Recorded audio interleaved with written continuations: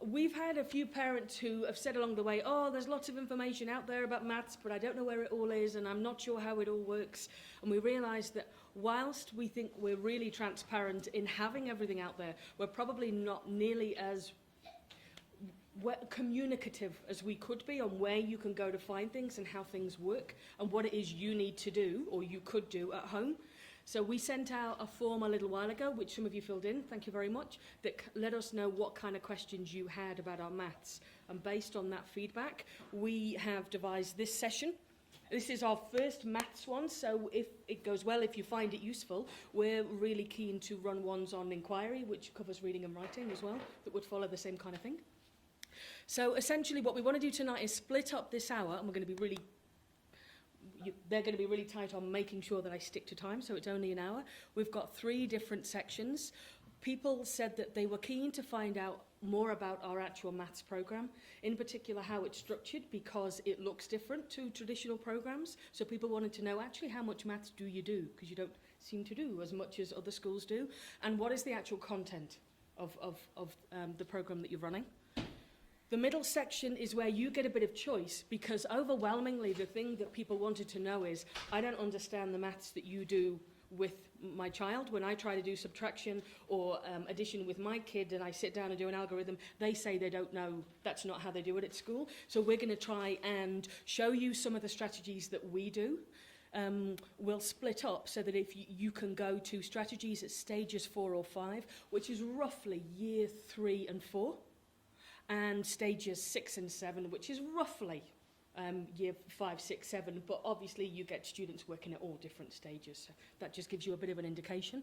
And in that middle slot, the teachers will be actually showing you hands-on. These are different ways that we get students to solve problems, and these are different strategies we're getting your children to use. And then at the end, again, one of the things that most people wanted to know is, what can I do with my children at home to help them with their maths? So we want to tell you areas that would be particularly useful and I think more successful for you to focus on, and where you can get resources. So we've got loads of resources online, and we've got resources here that you can use, or resources that we recommend if you want to, you can purchase, and we can show you that. So overall, that's our program. To start off with, so I'll talk, but I'll try not to talk for too long, I'm going to look at the actual maths program. We've had a few parents expressing a bit of concern, saying, oh, you guys don't seem to do nearly as much maths as my child used to do at their other school. How come you don't do an hour of maths every day? So we just wanted to explain, this is a really typical week. This is in fact our timetable for this week. So each week the hub teachers get together, we put in all our workshops that we want to run for the following week, and this is what the students use to do their timetabling. So this shows you what we've done this week. And what I want to do is just really quickly give you an overview of where the different maths things are, because, as I'm sure you're now aware, we don't do an hour of reading, an hour of writing, and an hour of maths every day, but we do all that content. So this is where I'm going to move a bit, and hopefully the video will forgive me a little bit. I'm actually going to move briefly out of in a traditional maths program. We ran, New Zealand ran for a number of years something called the Numeracy Project, which was focused on upskilling teachers in how to teach maths and the content of maths. It was fantastic for allowing a lot of us to, for the first time for some of us, to truly understand maths ourselves. And they have a particular process and a particular way that they think maths programs should look like. And in the Numeracy Project, which is what most schools across New Zealand follow, a traditional maths program runs for between 45 minutes and an hour. It has what they call a hotspot, which is the whole class at the start for about 10 minutes on the mat, and this usually focuses on things like basic facts. And it's usually your warm-up, you get the kids engaged, you use some different basic facts, you play some fun games, it gets them really up and ready for maths. It usually runs for about 10 minutes. Then you usually have about 40 or 45 minutes of what's called guided sessions. And that's when the teachers will take small groups of students, all levelled at a particular level. So you may have a group of 7 students in your class who are all working at stage 5 on particular strategies. You'll take them for between 15 and 20 minutes and you'll work with those particular kids on the strategies that they're up to at the point. And all other kids in the class, they're doing their independent work. So they're doing follow-up games, follow-up tasks, things that are appropriate to their level. So in this 40 minutes, you will have guided sessions or independent tasks. Kids won't have, in a traditional class, you won't have a guided session every day, because usually in a standard class, you will have 3 or 4 or maybe even 5 maths groups, and you will usually see 2 or 3 a day, and you'll rotate them round. So that through a week, you will either get 2 sort of 20-minute sessions, or maybe 3 slightly shorter 15-minute sessions with your teacher in a small group every week. So you'll start off with your hotspot. A couple of times a week you'll have a guided session in a small group, really targeted at your level. And if you're not doing that, you will be working independently on things at your level, on games or tasks or work from a book. And then for the last approximately, hopefully my maths adds up, for the last 10 minutes, you have what apparently is not a New Zealand term, but in England we call it a plenary, which is usually your recap at the end. A plenary might go over particular facts. It might ask kids to recap what they've learned. It might be have a look at how we did through the session, how were we focused, how what did you get done, how are you going on your deadlines. That is roughly what a traditional maths session looks like for an hour in a traditional classroom, and I've run sessions like that. We all have for years.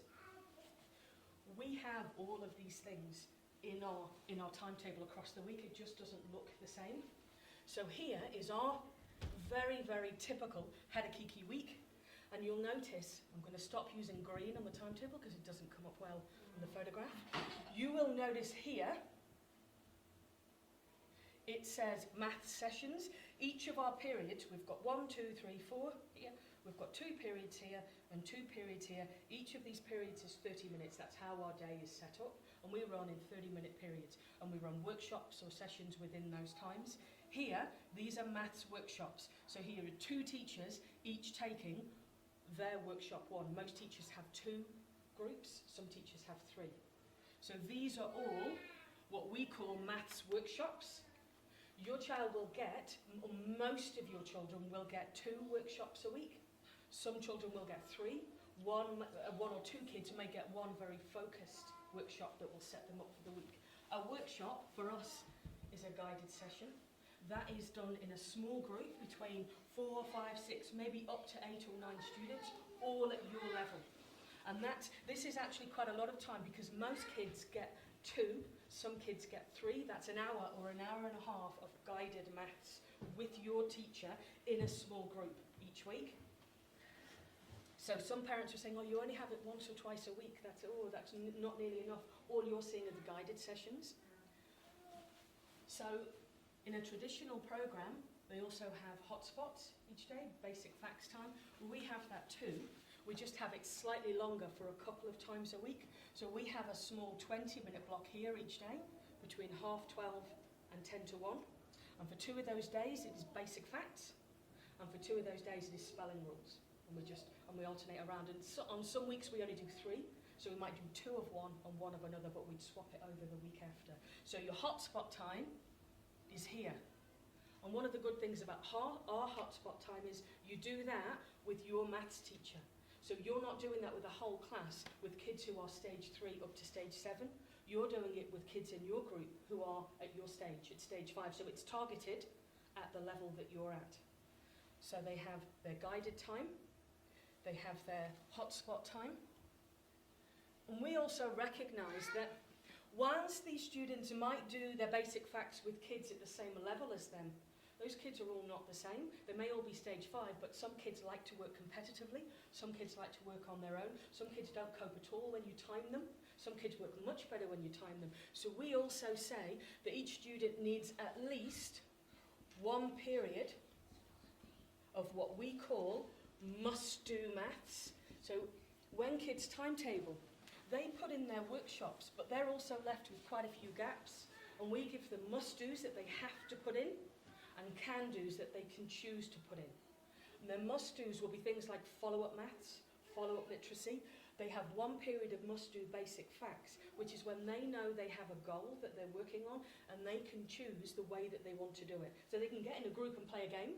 Looking at there, we have all sorts of games about times tables or addition and subtraction. They can go by themselves, and some kids just like to write the facts over and over and over on the windows or on paper. Some kids like to chant it. Look, other kids will go outside, and you get some kids who like to skip it, and they'll do their times table skipping.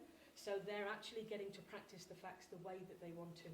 So they're doing guided time, they're doing basic facts time with a group at a similar level, but also basic facts time on their own in a way that works for them. And the third aspect of their follow-up maths, is the independent work.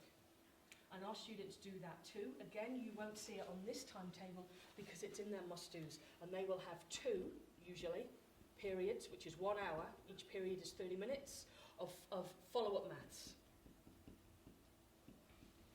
And your follow-up maths will be based on what you're doing here. So you've been working on this strategy, you've been working on rounding and compensating, we've done it as a group, we've used materials to practice it, we've helped each other to practice it. Now you're going to go away, and during your must-do time, you're going to do these activities or these particular tasks that will help you use rounding and compensating yourself. So even though it only looks as though we have a little bit of maths, we actually have all of this.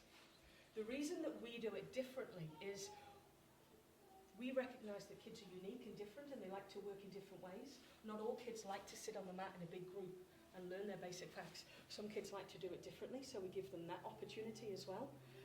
Some kids like short, sharp blocks. So for this follow-up maths task, some of our guys will actually come back 3 times. They'll do a little bit of it, they'll move on to something else.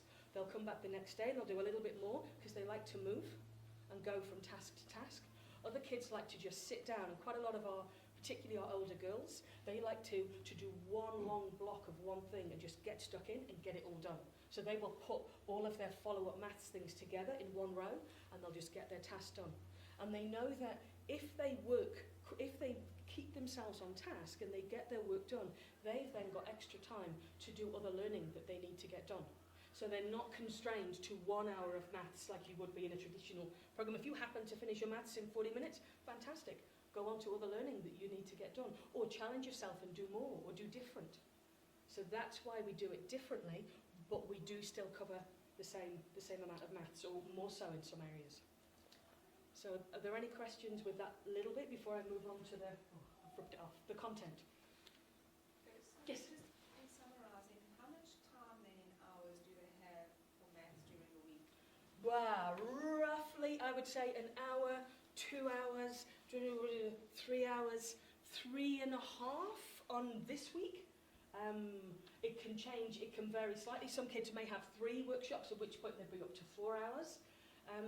I guess one of our things as well was usually in my traditional maths program, in the school I used to come from, I would do between 3.5 and 4 hours of maths a week. But what we're also saying is, if you are concise about what it is you're doing, if you're really planned, you can actually get a lot more content done. Like 1 30-minute period with one small group of students, you can actually get through a lot of content and a lot of practice in that time, as opposed to swapping a lot more, which is what I used to do. Yes? Just a quick question on it. How do we decide, or how does someone decide what sort of learning a child is, whether they like to do it in small blocks, just get it over and done with, or? Ask them. Usually, because it sounds like I'm being a bit facetious, but it's something that I haven't done I should have been doing that a lot sooner than I did. Students know a lot more about how they want to learn than we think they do. So actually, usually what we'll do is watch what they do. So to begin with, when they begin to timetable, they'll just make random decisions. Oh, there's a gap, I'm just going to put a maths in there. And there's a gap, I'm going to put one there. But whenever students are working independently, we constantly have one teacher who's not in a workshop, who's our own teacher. And that person is going around, and to begin with, that person's checking everyone's followed their timetable, everyone's got what they need, everyone's on task and working. And once everyone's doing that, their own teacher is going around and asking questions. Do you need help? What are you doing? How have you found that? Can I help you at all? And you'll find that students will be saying things like, I need to move on, I can't do this anymore, you know, I need to go on to something else. And we'll say, that's absolutely fine, you know where you're up to. You'll need to jiggle your timetable around a bit and we'll help them swap things. And we'll also say, can you remember for next week that you like small blocks and you like to chop it up? Whereas some kids will express frustration when we ting the bell and say, can you move on to the next period? And they'll go, I've just got into this. And we'll say, no, that's fine. Carry on. Come to me afterwards. We'll help jiggle your timetable around so that you're supposed to be doing fitness next. You can do that later on. And remember, next week, you like long blocks. So the Rome teacher's always sort of just getting them to think, what is it? Did that work? Fantastic. Why did it work? It worked because you could get really stuck into it. Then remember that when you're timetabled. And our ultimate goal is when our kids leave at year 6 or year 8, that they have a really good understanding and can really articulate how it is that they learn. So they know and can say to themselves, I know I learn best when I sit on the floor by a window away from my friends and work on the same thing for an hour. Or I sit where there's lots of noise, where I'm buzzed and excited about something and I can talk to other people about what I'm doing. And that's our ultimate goal. And then hopefully they're old enough to get themselves into that position at intermediate or college so that they know what they need. Thank you. You're welcome. So just a follow-up question. Yep. So on that weekly program, that's a typical week, the way I see it, do they then not have any maths from, say, Thursday to Monday? So would they have a 5-day gap? Well, it depends on when they've timetabled their must-dos. So, of course, don't forget what you can see here are the things that we put in the workshops and the basic facts where they do it all together. So what you won't see until you actually, until you ask Daniel or Callum, can you show me your timetable, show me your Google Calendar, you won't know where they put their follow-ups. It could be. And some kids prefer that. Some kids like to look at where they've got their maths and they will fill in all their gaps with maths and they will have a maths day. And then they might do a couple of basic facts things through the week, but they actually prefer to do it all on one day and then focus on other things on other days. If we find or they find that it's not working for them, we talk to them about that. But I think what we've all assumed is that everyone works in one way, that everyone likes a little bit every day, and that doesn't necessarily, we don't think, work for everyone. So we help kids to find out what works for them. But you may well find Daniel will have these in his timetable, but he may well have here his 2 maths follow-ups because he's not year 3-4 sport, and he may have a basic facts thing timetabled. Actually, there's not too much timetabling time on a Friday. It's more blocky. I hope that rambling has answered your question. So you don't think that consistently every day reinforcing certain principles is For some the right way to students, do it? For some students, yes, and for some students, they do get that, because don't forget, well, I'm talking generally as a hub, but we have several different groups running within our hub that do work slightly differently as well. I guess there's a couple of things with that. Not necessarily for everyone. For some, yes. For some, no. It depends on how you work. And also, they may get that depending on where they put their particular maths things. I guess also that's where home learning can come in as well. So we don't give, as you know, we don't give a sheet out for our hub because we've got a massive range both of ability and of learning styles and learning preferences within our hub. So what we say to the students is focus more on the time allowance. So we reckon you should be doing between 30 and 45 minutes of some form of learning in the evening. It could be all different kinds of learning. It doesn't have to be sit down, do your maths, do your writing. It could be music, it could be sport, it could be anything. We'll show you towards the end of this session different things that you guys can access at home to help your children with their maths at home. And in particular, we think a really good thing to focus on at home is maths knowledge, is the basic facts, because that's more discrete and it's easier for everyone to understand it. The strategy side of learning has changed a lot since we all did it at school. So what you may be saying to your student, to your child, is not what we're saying to them at school. Whereas with knowledge, it stays the same. So we say focus more on maths knowledge, and if you think that's what your kids need every day, get them to do a little bit at home as part of their home learning. Cool. So how am I going on time? Awesome. So what I'll do is just quite quickly move on to the content.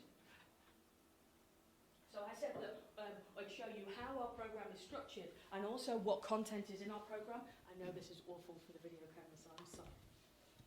We are 20 minutes in. Okay.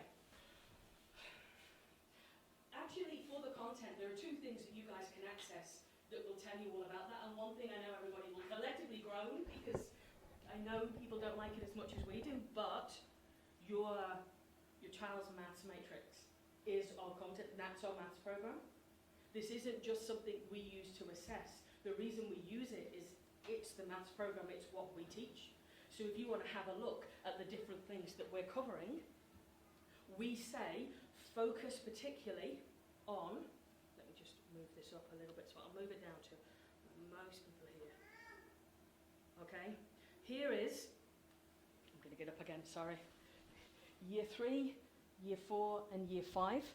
And the good thing is, because we know that students don't learn in a really linear way, we've also got the stages. Because we've got Year 2s working at stage 5, we've got Year 6s working at stage 5. It's not actually about your year level, it's about the stage that you're at.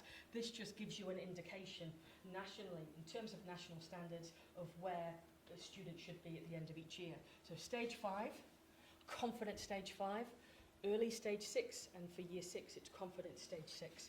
We say focus particularly on these 3 areas.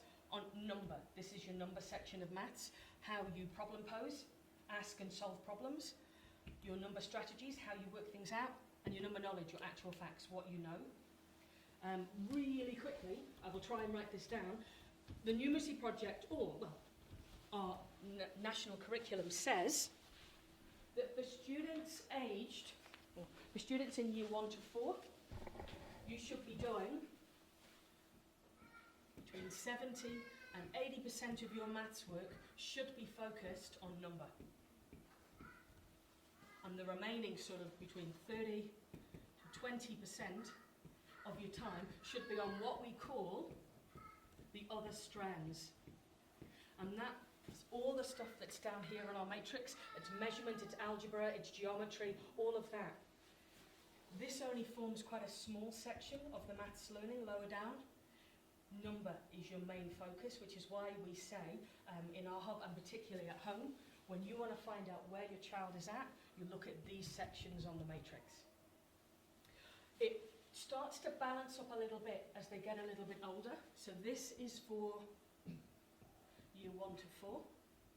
As they get to year 5 to 6, we're advised that generally it should then, let me hope I get this right, between 50 and 70%. Actually, it has been said to be 60 to 80%. We say 70 to 80, and here we actually say 60 to 70% number, and then 40 to 30% other strands. So as they're getting older, as they're getting a much stronger hold on number and how numbers work, on place value and strategy, then we start to ease the balance a little bit and start to focus a little bit more on algebra and geometry and measurement. Okay, so when you want to look at your child's matrix, that's why we always say focus here first and get a really good idea of where they're up to. One of the things that will explain this, we're really, really aware that some of these terms, especially higher up, they're really hard to understand. A lot of parents say that's fantastic, but I don't know what multiplicative strategies means. Really quickly, number 1, hopefully a lot of you are familiar a little bit with ALF, with the tool that we shared at the community evening. And ALF, our Amesbury Learning Framework, ALF is the software tool that we've built to replace the matrices. We're starting to use it with the students at the moment in writing. We'll roll it out next term with reading and maths. And the whole point about ALF is, for each of these objectives, there's a little eye at the side, and you click on it, and a whole box comes up that says, multiplicative strategies mean, in really plain English. These are the things that you can do to help. These are examples of multiplicative strategies. This is what you can do at home to help your child. So ALF will really help with this, because we know this isn't very helpful. Another thing that you can do in the meantime, because that won't be up and going in maths until towards the end of next term, on our TISMOS page are links, and I'll show you how to access that at the end. It's on our blog. This poster, I've put this poster up, and it's massive, and it's actually this. But I don't have enough for everyone to have one. This is our New Zealand maths curriculum. And again, it basically looks really, really similar to our matrix. and it explains by the end of every year level exactly what we want them to be doing. If I move this across, it will tell you here. Number and algebra down the side. So all of these things here, this is the number and algebra. These are the objectives that your child should be achieving by the time they're the end of year 4 or the end of year 5. I've put this up on our blog, and I'll show you where to access that later, so that you can go and download it. You can, I mean, these are free. You can, I can tell you where to apply to the ministry if you want one to get one. We don't have one to give out to everyone, but this is online. You can make it large and have a look. That explains the similar things that are on our matrix. Okay? I know that's a really, really short overview of the content of our maths, but the reason we've skipped over it is all there. We just need to show you where to access it, and you need quite a lot of time just to sit down and read it and understand it, and hopefully Alf will also help you with that when we start putting in our resources to help. So, what I'm going to do now is really, we're going to move to the last section that we were going to talk about. We've looked at how our maths programme is structured and a little bit about the content or where you can access information for that. We looked a little bit at different strategies that we're teaching your children. And the third thing that people wanted to know about was how they can help at home and where they can access things. And actually one of these things, or where you can help, is also where you can get additional help to help you understand the different strategies that your children are working, so you can all learn together. The first thing that we have, we call it our Tismos page. On our hub, it's called our links, and this is where we put absolutely everything. If we ever want the kids to access anything online, it's on our Tismos page. So this is a really good resource for everything. You just come to our hub blog, and you go up to links at the top. And we've got so many links on our Tismos page now, it's actually, Matt's created, different pages. So if you're looking for things about spelling, if you're looking for things with literacy, this is where it's all stored. For the maths, here, there's a number of different things. There's the things that I know that you're aware of. Mathletics is here. Most of these have a picture. Some of them don't, so you just have to look at the titles. So some of them are just different websites that you can go to, things where you can practice your basic facts. Mathletics. We would like to stress Mathletics is fantastic. It's really good at practicing what you already know. It's not great for learning new things. So for these tools, it's important for you and for your kids to think, what is it I want to do? If I want to practice something I already know, I am going to go to the basic games. I'm going to go to Sum Dog or Top Pup or Mathletics. But if I actually want to learn new concepts, that's not the right tool for me to use particularly. So there's other things on here too.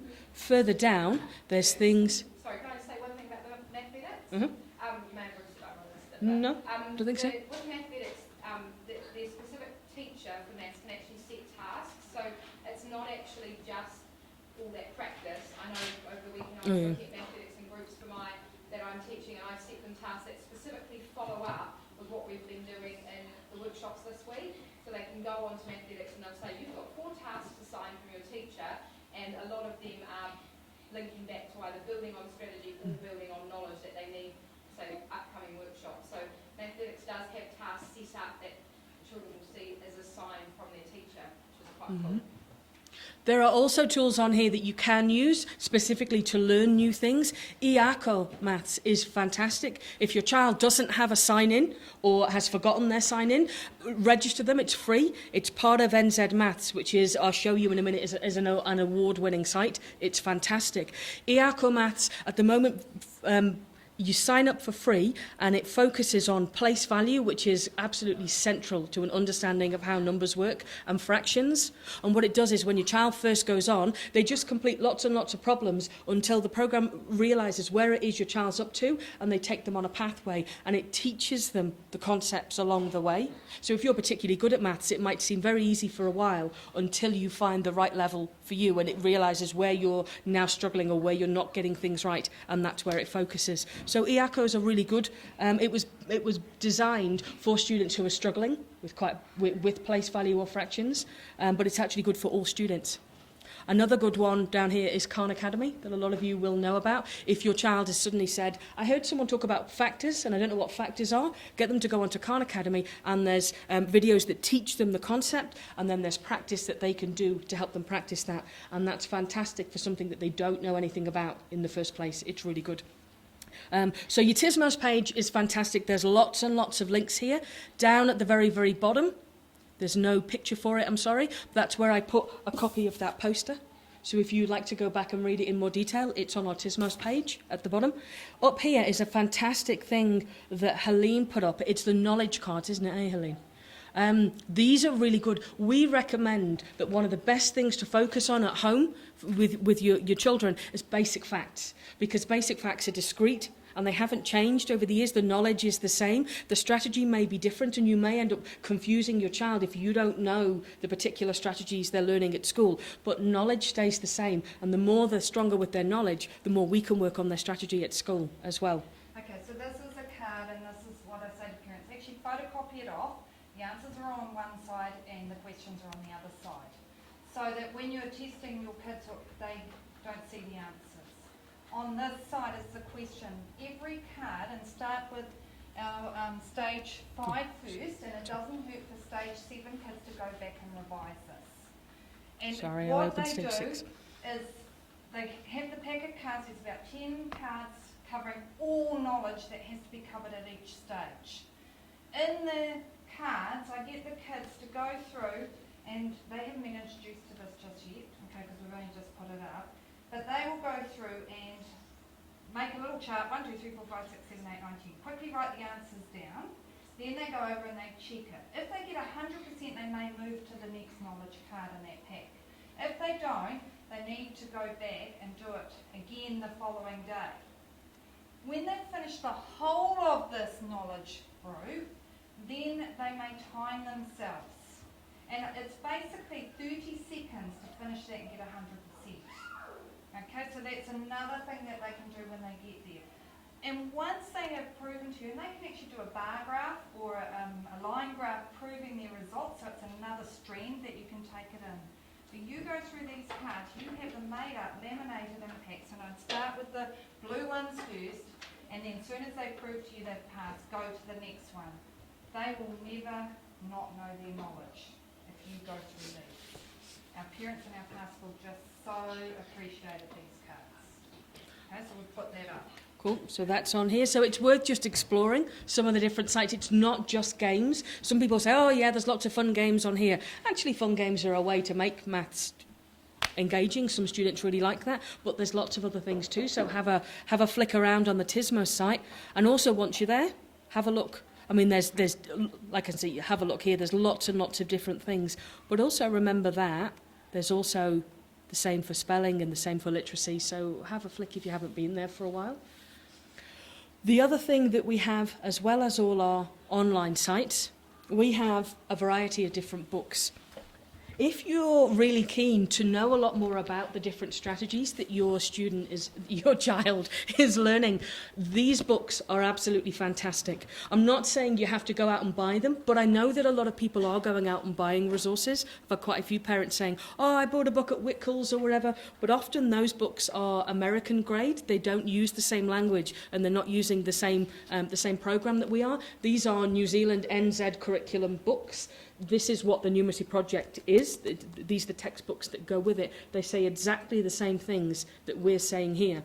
The cool thing about these books, like this is a stage 6 one, it will take you through all the different strategies, but it will actually explain at the start of each strategy, it will show you, it will explain what the strategy is.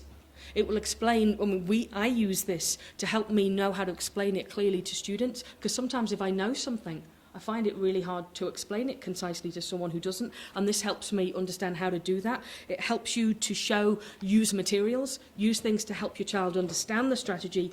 You start to practice some really basic questions, and then it takes you on to harder and harder examples of that. It's a really good thing to have if you want to work with your child and you don't know the strategies. These are great. We have, I'm going to move for a second, sorry. We have a few of them at each stage. And we do say to the kids, you can take them home, because we're really keen for them to be used.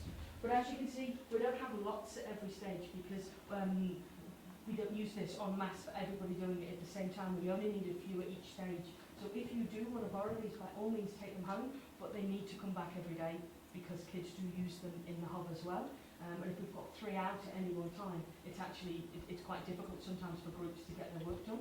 If you think this something you would use a lot at home, I'm really happy if you just flick your name up on the board or flick me an email. I can send you the link of where to buy them. They're about $25, and they're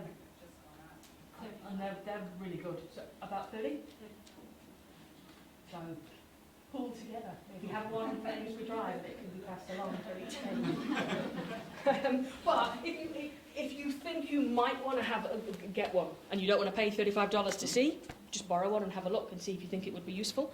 Another cool free resource that we have lots of, Figure It Out, are often very underutilised, I think, in some schools. These are fantastic. They're from the Ministry of Education, and they are real-life problems that kids need to solve. So, and they go in stages. So if you've got a child who's at stage 6 and is starting multiplicative thinking, using different strategies to work out multiplication and division problems, then this book, which is free, gives them lots and lots of different problems, real life problems that they have to work through. Again, we've got about 10 or 15 of each of these books. So if you flick an email to your child's maths teacher and say, hey, my child you're working on add sub at the moment, my child's at stage 5, could you maybe send a couple of these home? We might work through some of them and we'll send it back when we're done. We're really happy to do that. These are really good. And they help to contextualise maths problems as well in real life examples. And the last resource, again, quite a lot of you might know of this already, but the New Zealand, the Numeracy Project has a website, NZ Maths. It's an award-winning website. It's absolutely fantastic. Teachers use it loads. It basically holds everything that we use to teach maths at school. And there's a whole section down here for families, for home. And it's really good. It's worth having a look if you're just interested in the maths that your child is doing. It's worth having a flick around the different parts of this site. It's simply, if you just Google NZ Maths, it will take you straight to this site because it's a really well-used site internationally. But down here, you can watch the video. There's different ways that you can incorporate maths practice into everyday life at home. But this is really good if you actually want your child to do different maths activities and you don't want them on the device all the time, you don't want them going on the Tismos page. Have a look here because there's lots of real-life examples. If you know that your child is at stage 5 and you want your child to just practice lots of different ways to or practice solving single-digit multiplication facts, it will just give you click on that, and it will just give you lots of different examples of things that you can do. And all of these, I think, are non-device based. So they're just practical things you can do at home with a few resources or things that you have around the house. They're really good, especially if you're at the stage where you're just one step ahead of your child in their maths knowledge. This is good because you can do it first and then give it to them. So I highly recommend this site. It's really, really good. Anything else? Yeah, can I just quickly share one more thing? There's another thing I've just put up recently with the links up onto the Tismos page, which also helps with basic facts. It's like those knowledge cards, but it is basic facts. So I scanned them all the other day, which is quite handy. So it's got just loads of kind of just drills basically you can go through, and it goes all the way up to see there's heaps and heaps and heaps, all the way up to 8 times tables, 9 times tables, which is great. So you could just either print them off or pull them up on a tablet and annotate over them or something. So that's another cool little. But that leads to a basic facts test that we've also put up on Tismos, and the children must pass their basic facts test. They need to get 48 out of 50 in 3 minutes to be able to move to the next one, to be an expert at basic facts. Once they've done 3 minutes, they move to 2 minutes. You do 2s, 5s and 10s. Sorry, I should go back. You do your addition 10s and your subtraction 10s and your basic facts 20. And then you go to 2s, 5s, 10s and then do the rest. But it's under a time test to be able to pass in 3 minutes. I can tell you that this works. I've been using this system now for 7 years, and my kids last year, by halfway through the year, all of them had completed the whole set under 2 minutes, and they were great at basic facts. So you do that for homework, you got it sussed. Cool. I think that's us 6 minutes over, but I take full responsibility because I went way over at the start. We appreciate that was a really quick fly through, but hopefully what we've tried to do is just give you places where you can go to get more information. Feel free to come back, email or ask us now as we go any questions. Go on and have a look at those different things, and again, email us if you'd like to ask anything. So thanks for coming along.